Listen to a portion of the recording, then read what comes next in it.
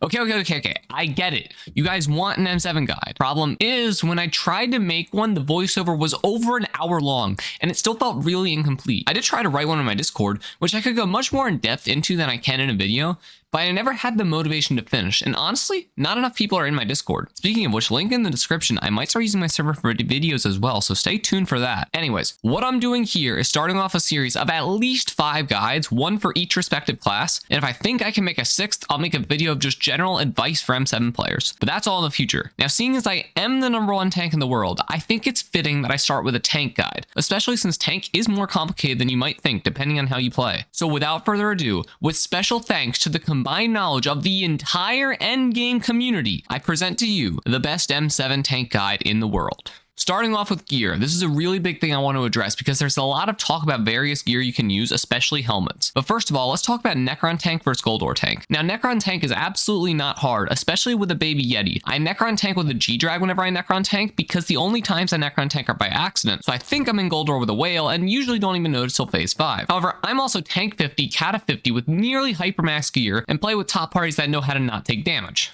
Or who mostly know how to not take damage. Look, I'm not here to judge the top community. The point is, for anyone Necron tanking with worse stats or a worse party, Baby Yeti is a must. Even with max gear and a top party, if you're going to Necron tank, you should still use Yeti, because what are you going to do with the extra damage from G-Drag? You're tank! Your DPS doesn't matter! However, that same argument can be applied to Goldor versus Necron. You don't need the DPS from Necron, so why bother tanking in it? Because Goldor is more EHP, right? Well, this actually gets debated a lot, because apparently switching pets is somehow less effort than switching armor sets. This is actually true, because while both get combat tags now, auto pet exists, so you can auto pet your Yeti on boss enter. I'm not saying Necron tank is hard. In fact, it's really easy, especially with a Yeti. What I'm saying is there's no real reason to when Goldor gives more EHP and has no downside since your DPS is literally irrelevant. So the conclusion here is that both are completely viable. Goldor is typically more consistent, and with worse parties or at lower katas, I would definitely recommend using Goldor over Necron, but it's not like you should yell at someone for Necron tanking. It's very possible and very easy and doesn't really have any downsides either, since you really just don't die in either set. So I'll leave the choice up to you. Now, of course, with Necron, you typically use a diamond-headed tank. What about Goldor? Half you probably think Reaper Mask, and half you probably think Mender Crown. Let me break this down. Reaper Mask gives more EHP, especially with its gemstone slots, but Mender Crown is going to give more healing. This is since Mending, Vitality, and Health Regeneration all scale with Kata, giving the Mender Crown 6 to 7 times healing at Kata 50 with 10 stars. The Reaper Mask only gives 2 times healing, and since this is an item ability instead of a base stat, it doesn't scale with Kata. So for lower floors, Reaper Mask is often going to be better because Mender Crown scales less. But this is M7. If you're playing M7, your stats are good enough that Mender Crown will be way more healing than Reaper Mask. So which is better? Well, technically Reaper Mask, but there's more to it. First of all, there's an item called the Gloomlock Grimoire or something. I don't actually know how it's pronounced. And with the Reaper Mask on, this item heals 80% of your health, which might as well be all of it. As you can see in this clip, I literally healed full from 1 click. So if Gloomlock is so OP for healing with only 2 times healing, you want Reaper Mask for the increased EHP over Mender Crown, right? Because you can just heal to full health whenever you want with either helmet. And I would definitely recommend this for lower kata players, or really anyone with issues surviving. Now, Mender Crown does become more viable at top levels. For example, I only really use Gloomlock if I accidentally tank a frenzy in P4, or literally for movement in P3. Sometimes in a long P1 or P2, I'll get down to around half health and then realize I should heal up. Mender Crown would help you out here a little, especially since it's not a huge EHP loss from Reaper Mask, even if it is very noticeable. Also, since Gloomlock will heal to full for both masks, the only benefit you get from using Mender Crown over Reaper Mask are from other healing items, Healing Circle, or natural health regen. Now, no one actually uses other healing items because everyone at M7 has at least E-Man 7 for term, so they should also have a Gloomlock, which outclasses everything in its ability to heal, so there isn't actually a reason to have anything else. Also, if you decide not to use Gloomlock, Bonzo Masks completely negate the need to heal, and if you don't need to heal, you would want the helmet with higher EHP, which is a Bonzo Mask because you need a Bonzo Mask to not need to have a Bonzo Mask on.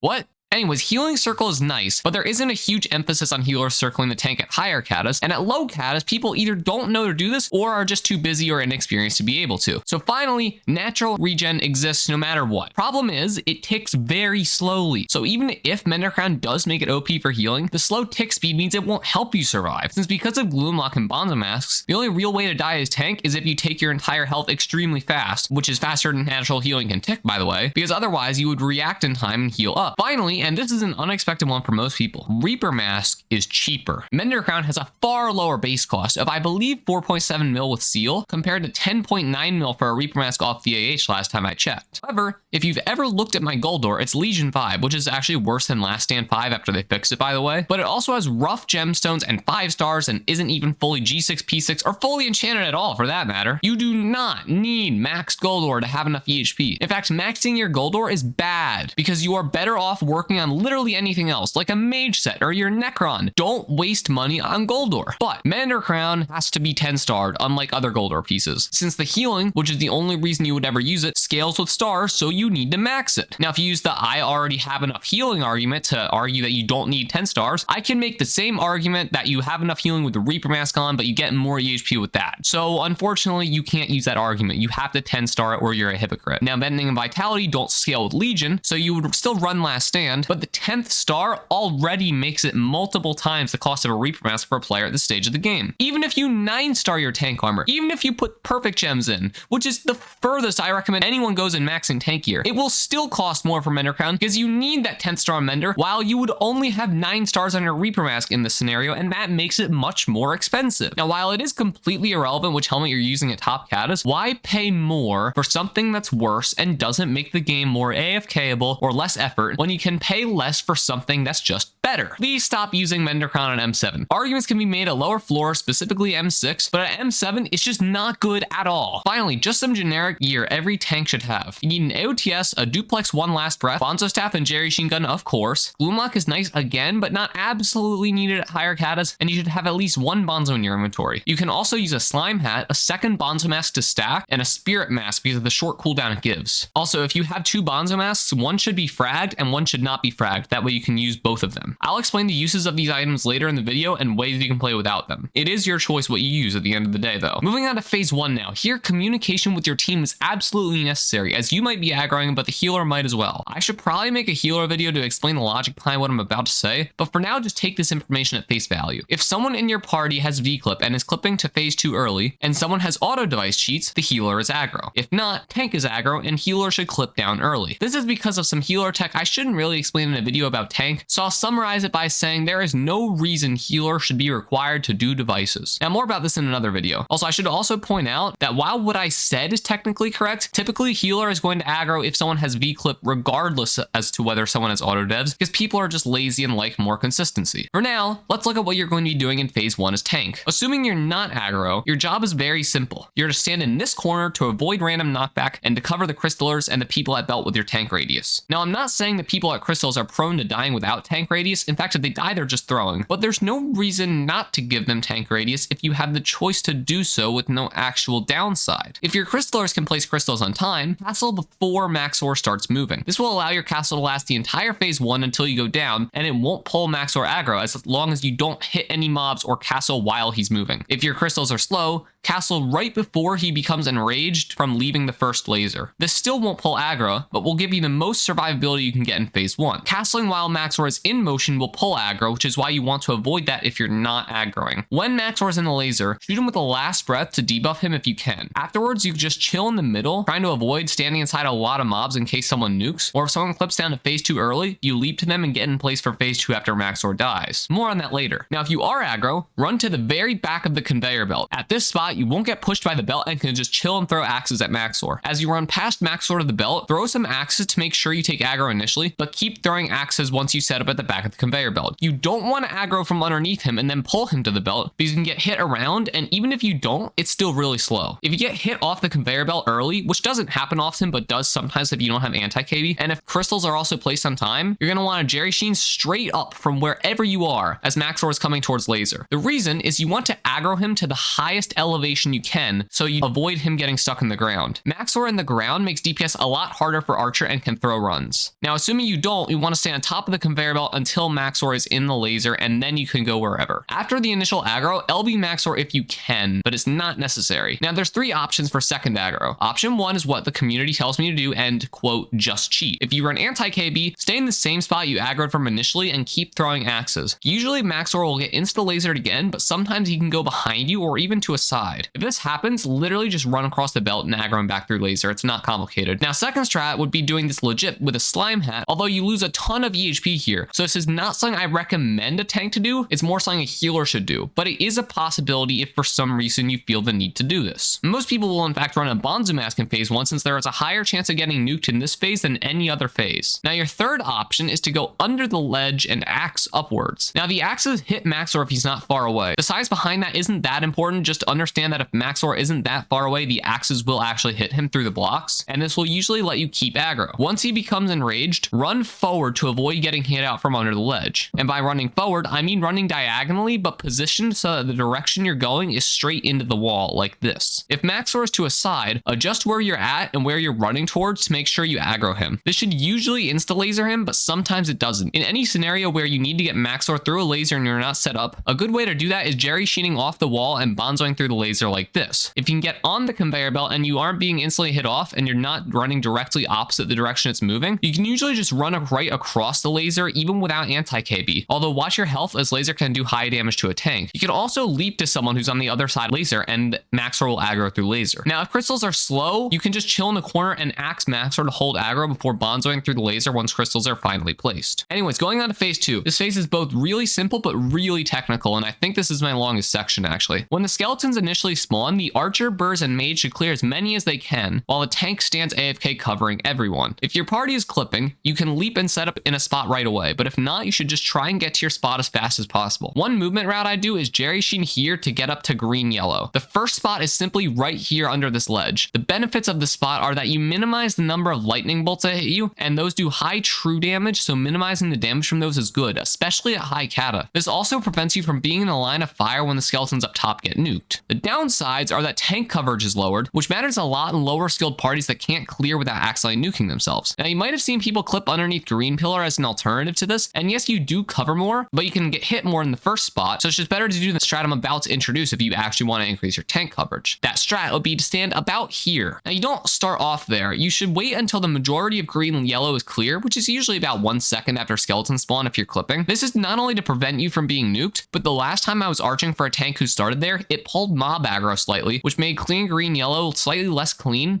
losing a few seconds of time. And trust me, those seconds matter, especially in a lower level party with a less confident burst or mage. But after that part is clear, you should run either directly between green yellow pillars, or if mid is being cleared, you can edge closer to mid. You typically don't want to go closer to mid if it's not being cleared, because you can pull mobs back up, which can be annoying to clear without killing you. Important thing to note, a single mob, if killed on top of someone, especially the tank, can do huge damage to the tank and can even kill you. Now, if someone does go to clear mid, it's a good idea to help them out with tank radius without pulling mob aggro by edging forward a little bit. Now, the downside of this spot is that Storm's lightning balls will hit you a lot more, and a less confident party might nuke you often. I recommend this spot for lower level tanks, but since they will also take the most damage from their teammates, this is a good place to Bonzo mask for lower levels. At higher levels, Bonzo is really not useful here due to the low risk of dying. Also, Gloomlock is good at dealing with fireballs, so you don't always need Bonzo at lower kata either. However, you can also manually dodge the fireballs pretty easily, so it's up to you. Anyways, time for a math lesson. First of all, Storm starts his countdown at 30 seconds on the phase 2 split. And speaking of splits, use both Skytills and SBE splits for M7, because Skytills is better, except SBE has Gold Ore kill time, which is a really nice split that Skytills doesn't have. But other than that, Skytills is better. But anyway, countdown starts at 30 and lasts for 4 seconds. You should be under green pad around 27 seconds is usually when I come back to green, but at least when countdown starts, you should be back under. Anyways, in phase 2, tank is supposed to aggro, and the best way to aggro is with axe. And because of how Storm AI is, and because you want to keep aggro the entire time, you're gonna need to constantly throw axes, starting from a bit before he lightnings to a bit before he gets crushed. This makes the chance he aggroes someone else absolutely zero. Storm can randomly aggro off you if someone does as little as hit a mob, and his aggro will rarely start on you since he typically aggroes the last person to kill a mob, and usually tank isn't the one killing mobs. The best way to counter this is to have your axe hitting him before he even starts moving, which on M7 is a little bit after he finishes lightning, and to constantly be hitting him with axe to take aggro back in case someone decides to shoot something randomly while you're aggroing. This means you should be axing before lightning, and preferably even before countdown starts, since axe has high travel time that needs to be accounted for. But wait, how do you know where Storm is? You can only see mobs so far away, right? Well, that's right. So I tested and found where Storm is. If you throw axes at this spot, you can aggro Storm early, and you don't need to run up to the front to see Storm and axe him. Believe it or not, it's better to be axing from under and then behind the pillar than starting in front of the pillar. Besides the fact that you can't axe till after lightning if you need to see Storm to axe, you also endanger yourself to a bad crush by walking back under the pillar. And if the healer accidentally lowers green early and doesn't kill you, you'll have to walk around it to get Storm aggro aggroed into it, which is just straight up slower. Also, by walking forward and then back, you're more prone to knockback and take Storm on a suboptimal route. The ideal route for Storm is a perfect linear line to the closest part of the pillar. Now, this isn't possible because to axe from under the pillar or behind the pillar, you have to throw axes around this turret here, bringing Storm in a perfectly linear line to a spot about a block away from the closest possible point. But that is still faster than the slight curve and trajectory you get by axing Storm from up front and then running back. Also, walking down to mid to aggro Storm is just no. Like, just don't do it. Storm goes in a massive loop and takes forever to get to pillar. It's just a bad idea. Now, if healer pads properly, Storm will always be crushed if you aggro the way I explained. But since most healers can screw up on occasion, it's important to know how to do what I call aggroing back. This is a very simple. If Storm doesn't get crushed for whatever reason, be it a late or early pillar or just a weird Storm aggro, you can run around the pillar to aggro Storm back through a second time. Typically, Storm will move a little while in pillar before he gets crushed as well. So if he comes out of the pillar, crush will fail. So I aggro back if Storm gets crushed a little too close to the end of the pillar. Since pillars have a long crush timer, aggroing back will work a lot of the time. If not, the safest thing to do is to run in circles around the pillar to avoid KB while the healer or burst pads a second time. Now, it's not always necessary to run around in a circle. Typically, if Storm is in a block, his skulls can't reach you and you can just chill in one spot. But Storm can randomly aggro off you in this case, since you can't hit him. So running in circles is optimal to ensure even if he does leave the pillar and aggro someone else, you won't get hit off since his skulls will always miss. Not absolutely a necessary thing to do, just good to know. If all of the archers on green pad, yellow pad, the two side plates on every turret all the way down to purple red are dead, except for the very back group of archers there, along with every nearby wither skeleton and skeletor dead, you can decoy on phase 2. I'll explain this more in depth if I make an archer video, but all you need to do as tank is see if there is a decoy. If you see there is a decoy and you don't see arrows coming from across the arena trying to kill it, all you have to do is LB Storm, and lethality and ice spray are also pretty good too, but at higher kata and archer can almost always 2 to 3 tick Storm, so you might not even finish LBing, so lethality and ice spray aren't as necessary. However, if you don't see a decoy, or if you see arrows coming to try and kill the decoy, you need to cloak Storm for bouncy arrows. Yes, the tank cloaks, not the mage. Now, tank cloak does die on tank passive, which is why clearing mobs, especially archers, is actually really important even if you don't decoy. This allows mage to lethality and DPS, and if you do it properly, you can still LB Storm as tank by pre-firing an LB or firing the instant pillar breaks while still maintaining the 2 to 3 tick average per pillar. However, this is somewhat advanced and not absolutely necessary, so I won't stress it. What I will stress is how to properly cloak. First of all, the mana management part. After cloaking, either hold your wither cloak if it has ultimate wise 5, or hold the item that gives you the least mana by holding it, as long as it also has ultimate wise 5. This is because your cloak drains 10% of your mana with ulti wise 5 as compared to 20% without, and your mana won't scale with your total intelligence when you swap to a weapon with higher intel, but the cloak drain will scale with your total intel, so you'll inherently have less percent of your total mana to work with because of the technicalities of how mana works, meaning that your cloak will die sooner. Now, you might think if you have full mana, this isn't a concern, but not only do you need to act, which means you will probably never have full mana, but even if you do get up to full mana, you will not have full mana once you swap off, so you will need to manage mana no matter what. However, a clean 0-star non-reforged wither cloak with ultimate wise 5 is definitely the best thing to be holding here, since it gives 0 mana and allows you to decloak with only 1 key press, as opposed to having to hotkey over to your wither cloak and then decloaking. Cloak as late as you can while still cloaking before pillar spawns, or if you're attempting the LB, as soon as you can after shooting your LB. Now for positioning. It is generally bad to cloak inside of Storm, your archer, or a block. If Storm is in the air, cloak directly underneath him, or if the ground has a hole in it from a full crush, as close as you can get to Storm without going down into the hole. If Storm is on the ground, which happens much more often on yellow than green pillar, cloak to the side of him with your closest creeper about 1 to 2 blocks away from Storm and not inside of the archer. After Storm dies, hotkey to your leap and leap to the healer as fast as possible to start P3. Now, I could go through how every single terminal works, but I'll leave that for another time, seeing how long my script already is. For terminals, I'll simply say that Wither Cloak can be a great way of negating damage from lava or traps, since tank takes full damage. You can also use Gloomlock to heal instead. Using the Gloomlock left click ability will hit you down, which can be really nice for movement, but you usually need to hit the right click ability first, since lava damage combat tags you, and combining the short combat tag expiration time with the Soulflow Supercell ability filling your overflow mana every time combat expires, you will almost always have full overflow mana, and you'll need to drain some of that using the right click ability to be able to use the left click ability to hit you down. Finally, LBing during turns actually lasts the entire Goldor fight, so if you have extra time, LB Goldor during turns, but don't go out of your way to do it. A good time to do this is while you wait on SS or 4th device. Now while you're waiting on SS, you shouldn't stand at the doors tank, you should stand a bit further back to be 100% sure you cover everyone with radius. You will notice I also said nothing about tank doing first terms. Tank being required to do firsts is a party finder myth, supposed to help tank cover everyone. First of all, I came up with this strategy day 1 of M7, except I actually came up with a better strategy called tank doing second terms because that covers even more people. However, since swords don't even one-tap people with gear, and since if you do terms fast enough, which really isn't hard, swords shoot like once per section, which is not enough to matter at all. Tank doesn't need to have set terms. I found this out in 1 hour after discovering tank second terms, which I discovered day 1, and over half a year later, you guys have discovered a worse version of my strategy and think it's actually good. Please stop requiring tank to do first terms or even expecting tank to do first terms. Now during tunnel, if you haven't LB'd yet, make sure to LB. You can also pre-fire your LB to try and finish LBing as soon as possible. An interesting thing about LB is that it's global, meaning if you hit 5 arrows with LB and the healer also hits 5 arrows with LB, it stops once you hit 5 LBs between the both of you, and the extra 5 will do nothing. So in a party with friends that you trust, you only really need to shoot 2 times for maximum LB, because with a duplex 1 LB, you shoot 2 arrows, so 4 arrows will hit per person. But you should still shoot LB all 3 times, as the damage difference isn't huge from slightly late lethality, and it's better to be safe than sorry in case the healer screws up LB somehow. Once you finish LBing, just axe Goldor and try to stay in range of people. I recommend standing on the ground a bit behind people when Goldor comes up. If you stand in front of people, he sort of just sucks you in, which is really not good. You can also slime hat if this is somehow just too much effort. Now Goldor does do a lot of damage, so this is a really good place to castle again. You want to castle as soon as you can since you want your castle to wear off before P4 so you don't pull Necron aggro. However, you don't want to castle too early. You need to be able to see Goldor and also be further away from the decoy than Goldor is, because castling will pull decoy aggro and you want it to be on Goldor, not on you. If you get knocked into the lava, you can leap to someone to get back on the ground. Also, running opposite the direction of the skulls can mitigate a lot of the knockback that you're going to take in this section. Now we're on P4, and this is where a lot of cheating strategies pop up.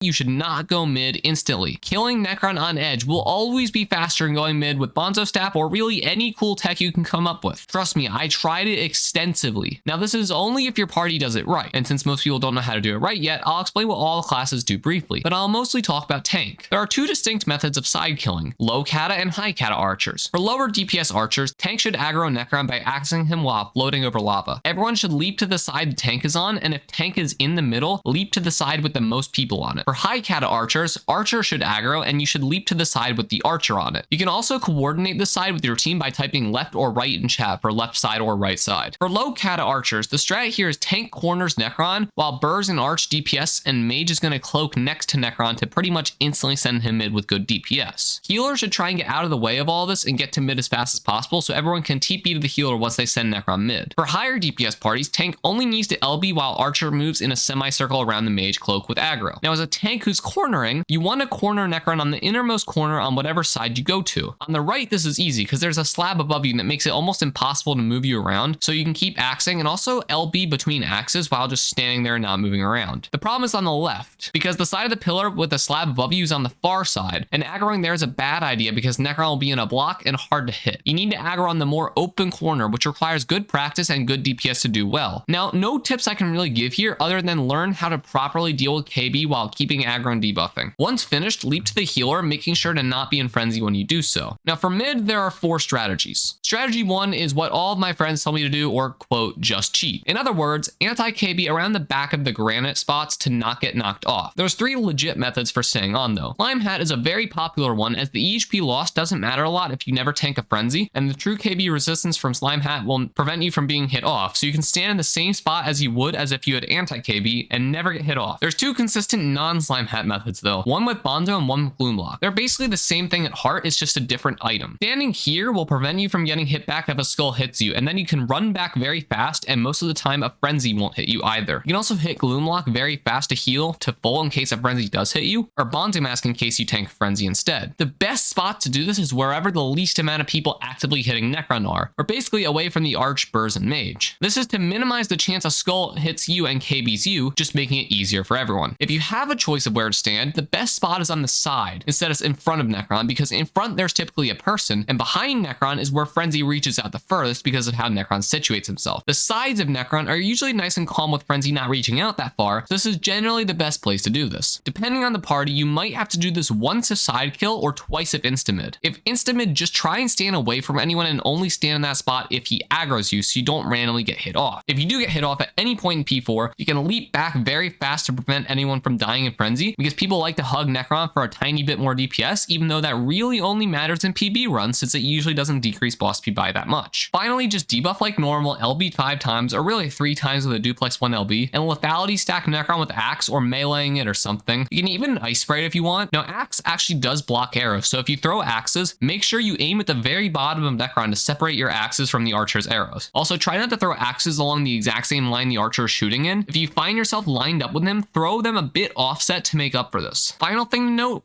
LBs reset whenever Necron TP's mid, so you actually have to LB 3 times total to fully LB Necron, once before mid and once after each TP mid. After phase 4, leap to the healer, grab a relic, and get ready for phase 5. After placing your relic, your job is basically to shoot an LB and axe dragons. There are a few specifics, but in general, that's your job. The first spawn will spawn 2 drags, and depending on the drags, there will always be a right and a wrong dragon to LB first. The most important is purple, which you can stack LBs on, and I'll explain in a sec. Next is red, then green, then orange, and blue. Blue is less important than orange because it will always go down on the ground, meaning you can always get it with cloak. But orange has an RNG factor where it can go around, and if it does go down on first pass, it doesn't go for a while if you miss it, while blue will at least go twice before it doesn't go for a while. So orange is more important than blue, surprisingly. Now, when properly LBing purple, pre-fire your LBs into the air like this. Typically 3 will hit from arcing down, so you only need to shoot 1 shot directly at the dragon to make sure it's fully LB'd, and then pretty much instantly switch to axing and ice spraying to do as much DPS as possible while there's a decoy or while healer can cloak, since with good blessings and a good archer and good support, purple skip is very possible. I literally did it with a soul eater term. It's very possible with a real party. Other than that, there's just a few things that should be noted here. Red TNT will block your arrows, so you have to shoot around that and really listen to the dings while you're LBing. Orange Dragon's fire can actually kill you as tank if you pay negative attention, so don't AFK and fire and you should be fine. You should also try and stand near the dragon you're DPSing instead of standing at mid, because that's where everyone will be. When green dragon gets to around here, you want to make sure you're under the green statue, since the more people under statue increases the chance it does its dash attack to one of you, and dashing straight to statue is faster than leading it over by standing out at mid. You can also axe multiple dragons at once if one is on the ground and one is in the air and you line it up well, or if multiple stack mid-air or stack on the ground. It's important to note that lethality stacks 4 times per person and wears off after 4 seconds, while LB stacks 5 times globally and never wears off, so axing should be constant, while LBing is a one-time thing. Last thing here is basically don't stand on glowstone, then you'll be able to dodge slashes. Now, if I make an archer video, I'll talk a lot more about dragon pathing, but for now, this is a fully complete guide on M7 tank made by the #1 tank in the world. I hope you'll enjoy the video. Make sure to drop a like and whatever, I don't really know. Hit that subscribe button, and I'll see you all in the next one, boys.